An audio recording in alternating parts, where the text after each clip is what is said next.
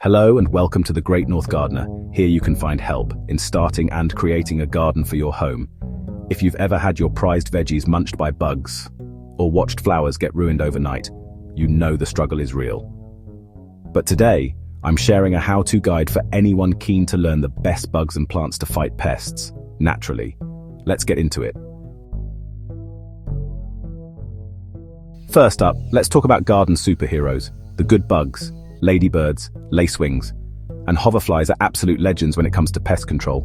They gobble up aphids, mites, and even caterpillar eggs.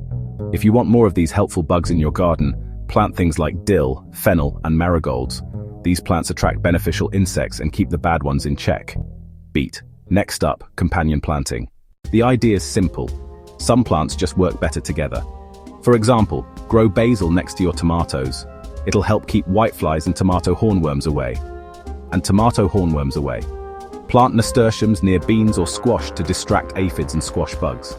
Another natural defense, homemade sprays. Mix up a solution of water and a few drops of mild soap, and spray it on leaves where you see pests. Test a small spot first, or make a garlic and chili spray. That'll send most bugs packing. Don't forget birds. They're great at picking off caterpillars and beetles. Hang a bird feeder or set up a little bird bath to invite feathered friends. They'll do loads of pest control for you and add birdsong to your day. And here's a nifty tip. Keep your garden healthy and diverse.